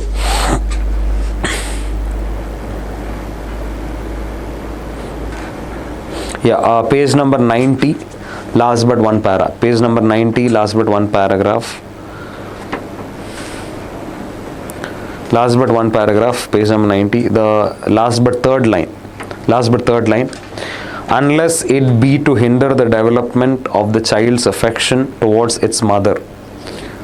Okay, unless it be to hinder the development of the child's affection towards its mother and to blunt and destroy the natural affection of the mother for the child. This is the inevitable result. Unless it be to hinder the development of the child's affection towards its mother and to blunt and destroy the natural affection of the mother for the child, this is the inevitable result. So Frederick Douglass is basically trying to say that by keeping the mother and the child away, the child will be raised without knowing who the child's mother is. The child will not have any emotional attachment to the mother. So we can see this in the case of Frederick Douglass as well. When his mother passed away, he did not feel sad. Why? Because he did not grow up in her care, under her care or supervision. He could not feel her love or her warmth. So when she died, he took the news of the death as he would take the death of a stranger. Okay. So this is exactly why the custom in Maryland was followed, wherein the slave mother and the child was kept away. So this was to destroy the emotional attachment that the child would have to the mother.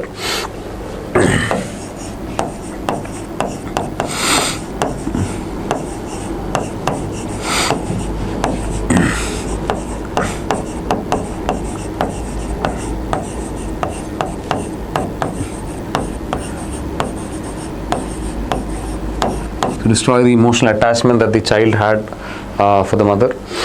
narrate the difficulties Frederick Douglass's mother faced for meeting him.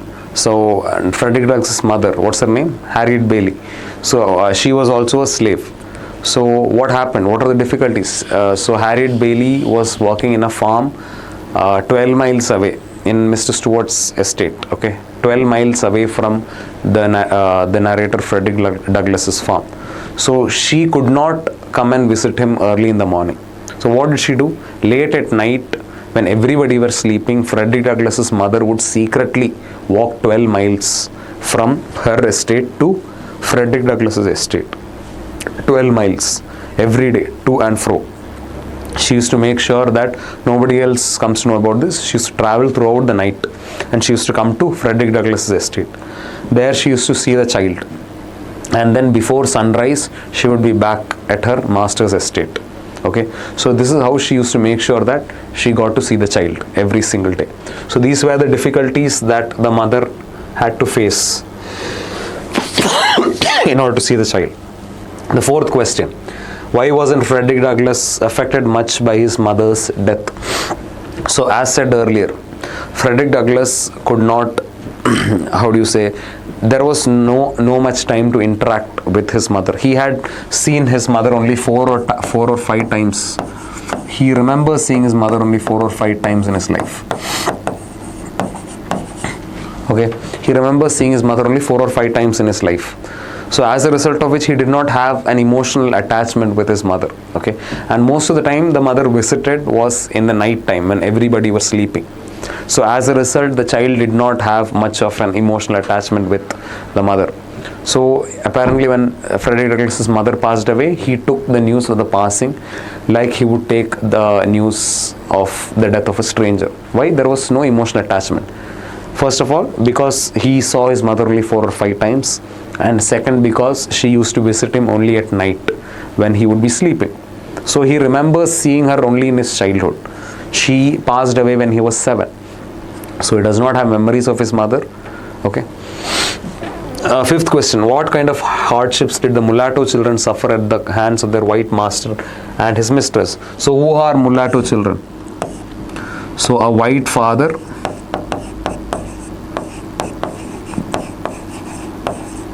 and a slave mother.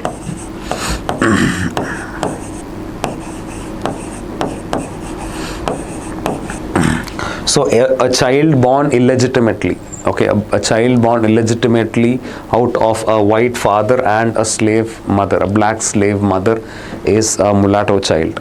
So an illegitimate child. So what kind of hardship did the mulatto child have to face? So on one side, the father had to make sure that, the father here is the white master. The white master had to make sure that he was not partial towards the mulatto child. Okay, he had to treat the mulatto child just like he would treat any other slave. So he had to whip the child. Okay, and in some cases, the white master's wife, the white mistress, used to be angry. I mean, she used to always see the mulatto child as her husband's illegitimate son. So if there is any kind of partiality, she would always feel as though her husband would be partial to the mulatto child, and the husband had to prove otherwise. So he used to punish the mulatto child more. Okay, he had to whip the child more. He had to give the child more work. Okay, and in the case of the mistress, no matter whatever work the mulatto child did, okay, no matter whatever the mulatto child did, the mistress would never be pleased. She would always want the mulatto child to be punished. So these are the kind of hardship the mulatto children had to go through, because no matter what they did, the mistress would never be pleased. And any small act of compassion from the white master's side would be considered a level of partiality. Okay, so these hardships that they had to face. Write a note on Mr. Plummer is a very important question, and this is a question that repeats most of the time. So who is Mr. Plummer? Mr. Plummer was an overseer who was working under Captain Anthony. Who was Captain Anthony? He was our Frederick Douglass's master, the first master. Okay. So he was, Mr. Plummer was an overseer working under Captain Anthony, and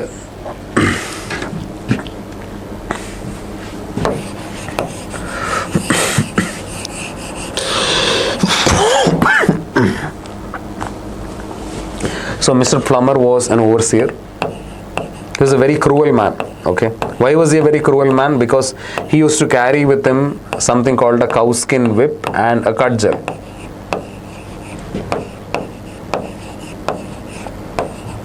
He used to carry with him something called a cowskin whip and a cudgel. So what did he do with those? He used to inflict injuries. He used to torture the slaves in the estate using these weapons. So he was an overseer working under Captain Anthony.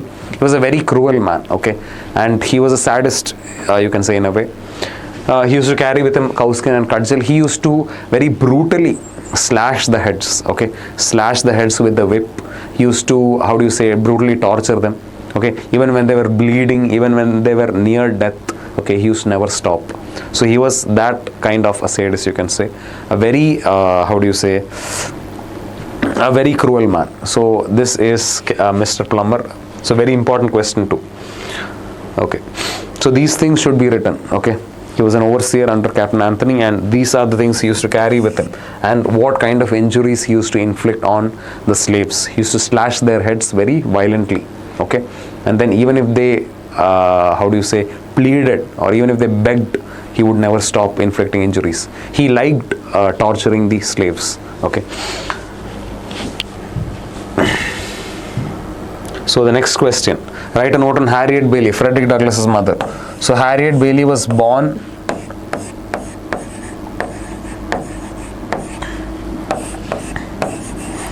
her parents Isaac and Betsy Bailey.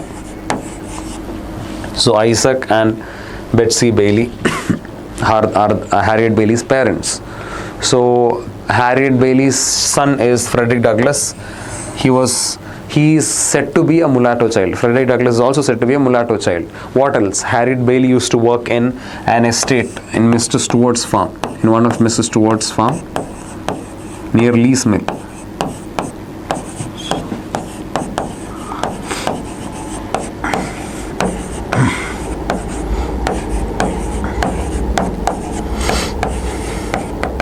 She used to work in one of Mrs. Stewart's farms near Lee's Mill.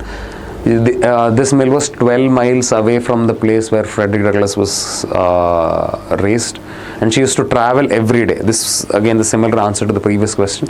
She used to travel every day 12 miles from the estate where she was working to see her son, the child, the small Frederick Douglass. Okay, every day. And Frederick Douglass only remembers seeing her 4 or 5 times. So she died when Frederick Douglass was 7 years of age. Okay, she died when Frederick Douglass was 7 years of age. So that is your answer. Moving on to the 11th chapter, An Old Woman. An Old Woman is the poem by Arun Kolatkar. The first question, how is the problem of the old woman depicted on the hills? So hills as wretched as these. So we have a very difficult terrain. Okay, difficult terrain. Okay, and that is where the temple is situated. The temple we are talking about is the Jejuri temple or the Horseshoe Shrine. Okay, so the old woman, bent by age, okay, she has her restrictions because of her age, as a result of which she is not able to do intense physical labor. Okay, her age restricts her from doing intense physical labor.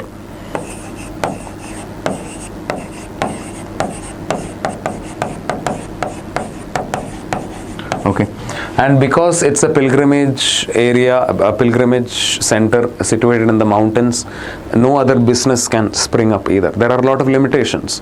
So the old woman cannot travel through the mountains to another place because of her age. So what else can she do?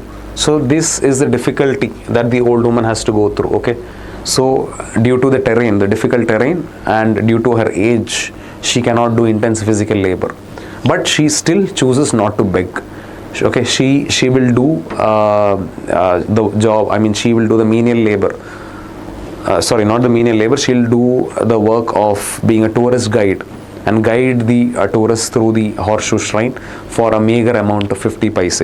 Okay, she chooses not to beg. But on the other hand, she cannot work. Why? because on one side you have the terrain, on the other side you have the age restrictions, all this preventing the old woman from doing intense physical labor.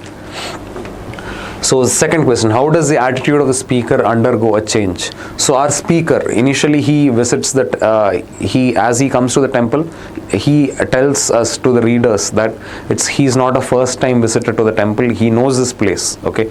He's visiting this temple probably a second or third time, so he knows this place. That it is at that time that he sees the old woman approaching him. And what does she say? She needs a 50 paise coin too, and she will guide him through the temple. So the narrator, the poet, has visited this temple once. He has no need of a tourist guide helping him. So he tries to shoo her away, but she is very persistent. She holds on to his hand. Okay. Now the narrator is somebody who is filled with a lot of pride. Okay. There's a lot of pride. There is a lot of, a sense of, he's not compassionate towards another person suffering, at least at that point of time. Okay, he does not realize the plight of the old woman. So what does he do? So he tries to shoo her away. Okay, but then the old woman tells to him, or reveals to the poet, the difficulty that she goes through. She tells him that she is not begging, okay, but her age and the geographical restrictions will not allow her to do any other work. And as she says that, he notices, or he sees through the eyes of the old woman.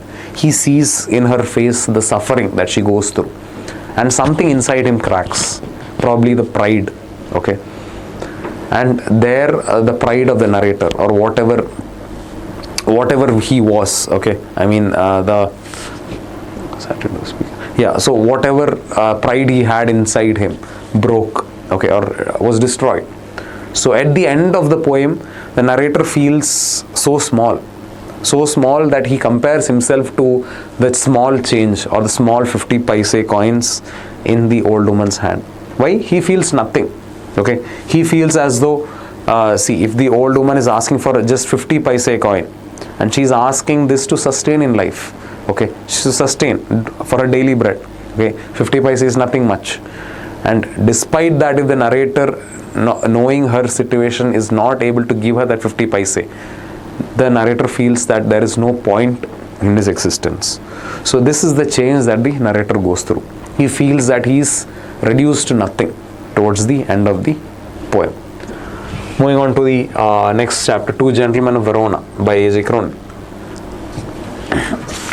So we have so many direct answers. Two Gentlemen of Verona by A.J. Cronin. The first question, what qualities of the boys impressed the narrator? So you can say the boys were very hardworking, okay, very hardworking. And also they did not demand a sense of sympathy from the others. Okay, they did not want the other person's sympathy.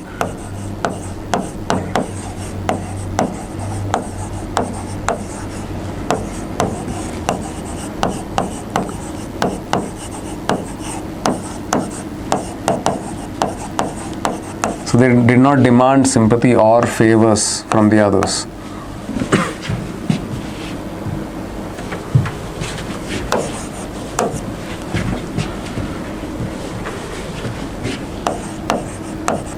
So they did not demand sympathy or favors. They were very hardworking. So these qualities impressed the narrator.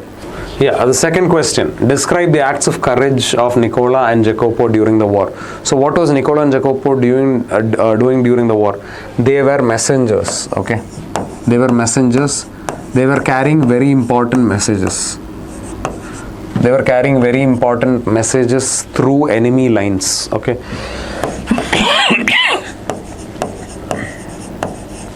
So very important messages were being carried through enemy lines. So if they were caught with these messages, the enemies would kill them even if they were small children. So they were basically doing the work of messengers or spies. So they were carrying information through through the mountains, through the hills, through enemy lines, okay. Information, if they were caught for, they would be killed. So they were basically risking their life and doing the work of messengers.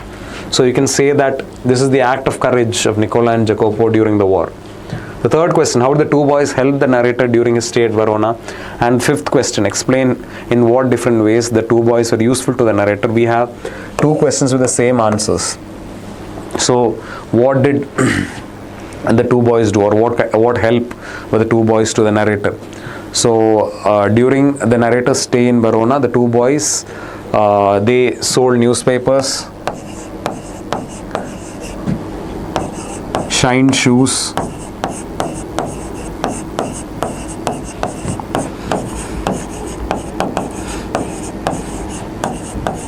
they got the narrator a pack of American cigarettes whenever he needed them.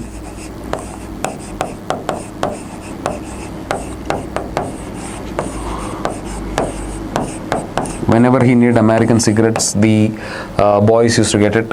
Seats for the opera.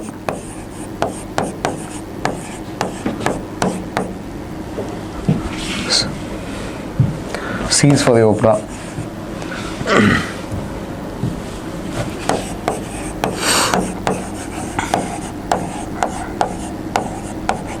Or even suggested good restaurants that served good ravioli.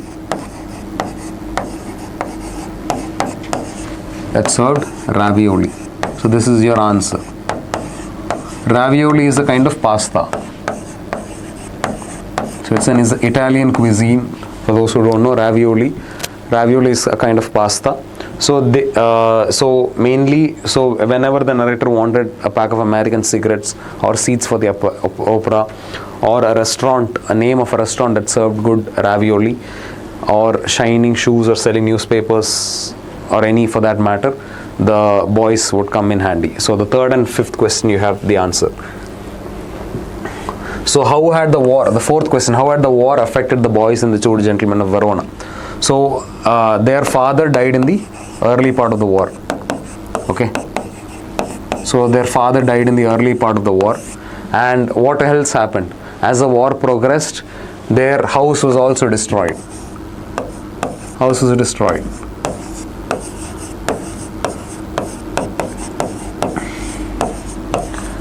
So their father, being a very famous singer at La Scala, he was killed in the early part of the war. So that was one way the boys were affected, their father's demise. On the other side, their house, the house where they were residing, was also destroyed in one of the bombings. So what eventually then happens? The boys are now homeless. The boys and their sister are now homeless. Okay. So their father is killed and they become homeless. So this was the way how the war affected the two boys. And also during the latter part of the war, their sister was diagnosed with tuberculosis of the spine also. So all these things were the many ways in which the war affected the two boys. The 13th and the last chapter, Do Not Ask of Me, My Love, the poem.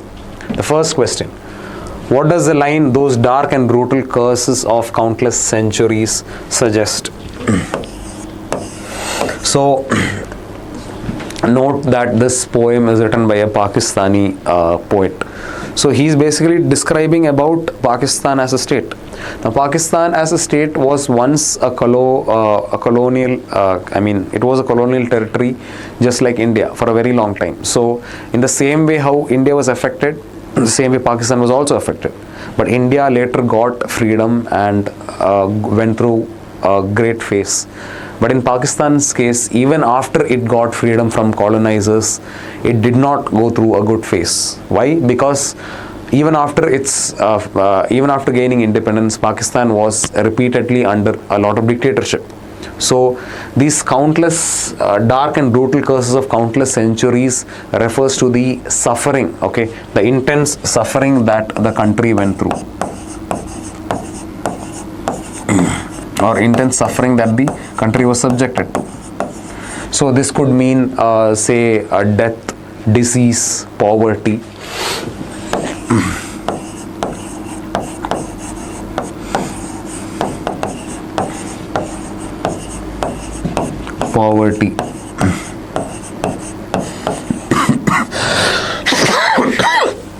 So these brutal curses of countless centuries largely refer to the death, disease and poverty that the larger populace of the country had to go through. Okay. So second question, how is the speaker of the poem "Do Not Ask of Me, My Love" affected by the harsh realities of life? So what does he say? So initially he was a blind lover. Okay. So at first he was a blind lover. So he was so blind in love that his lover's happiness was his happiness and her sadness was his sadness. So only she mattered to him. She was the only thing that mattered to him. Okay, he was obsessed with her. But later what happens? He is subjected, or he notices the harsh realities. These harsh realities, this death, this suffering, this disease, okay, and people being sold in the markets, okay, so slavery and prostitution and all such suffering. So he notices all this happening around him. And what happens? He gets a reality check. So after he sees all that, the human being in him is suddenly awakened. The human being in him is awakened, and what does he say? So these harsh realities of life brings him back to reality. Okay. And what does he say in the end? After he notices all this suffering, he cannot be the lover he once was. Okay. So once upon a time he loved her very deeply, but now he cannot be the lover, the blind lover he once was, which is exactly why the title, "Do Not Ask of Me, My Love." Okay. Do not ask of me, my love, the love I once had for you. Meaning that once upon a time, he used to love her a lot. He used to love her blindly. Okay. But now he cannot love her blindly. Why? Because there is a lot of suffering happening in and around him. He cannot prioritize only her. Okay. There is a lot of suffering happening around him, and he has to, notice those as well. He needs to draw his attention to all that suffering as well. So this is how he was affected by the harsh realities of life. Okay, they move him, they change him. Okay, so that is it. So all the 13 chapters in your reflections textbook, the 3 markers are discussed. So in another video we will be discussing the grammar as well as the 4 markers. So stay tuned for more such updates. Subscribe to the channel. And please be a regular viewer. Please stay tuned for more such videos. This is your DMG signing off. Goodbye, and all the best for your upcoming preparatory as well as final exams. Thank you and goodbye.